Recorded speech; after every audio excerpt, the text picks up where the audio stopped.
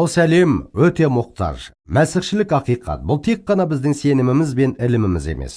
Сонымен қатар біздің өмір сүру салтымыз. Елші Паулдың сөзін естеріңізге түсіріңіздер. Оның ізгі хабарды жариялауы оның өмірімен расталды. Егер біздің өмірімізден жариялайтын ақиқатымыз көрінбесе, адамдардың оны қабылдайтынына сену бос әурешілік. Ақиқат пен мінсіздік бірге жүруге тиіс.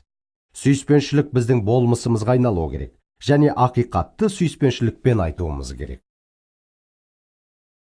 Егер адам киелі кітапты егжей-тегжейлі білсе, және киелі кітаптық қағидаларды, барлық негізгі мәсіхшілік ілімді білсе, ол оның сүйетін жүрегі бар дегенді білдірмейді.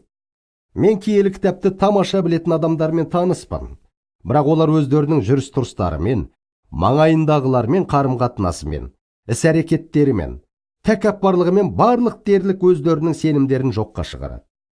Біздің өмір сүру салтымыз, біздің үйретіп отырғанымыз іспетті маңызды. Егер біз адамдарға ақиқатты жеткізгіміз келсе, олар ең алдымен оны біздің өмірімізден, қарым-қатынасымыздан көру керек. Егер біздің өмірімізден ақиқат көрінбесе, онда оны көрсететін ең жақсы әдістің бірі бұл кешірім сұрап түзелу. Батылданып, кешір, менікі дұрыс болмады деп айту. Бұл мен сені сүйем деген сөз іспетті күшті куәлік.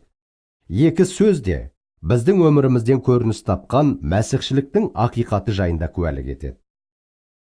Иса Жохан жазған ізгі хабарда 13-ші тарау 35-ші аятта былай деген: бұл өзін мәсіхшімін деп атайтын әркімге деген ескерту.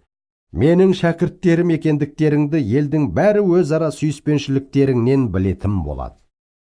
Сондықтан, мәселе тек қана біздің үйретіп отырған ілімімізде, немесе сенімімізде емес. Сонымен қатар, осы ілімге сай өмір сүреміз бе, адамдармен қарым-қатынасымызда сеніміміз көрініс табады ма, әлемге біздің оның шәкірттері екендігімізді көрсететін міне осы.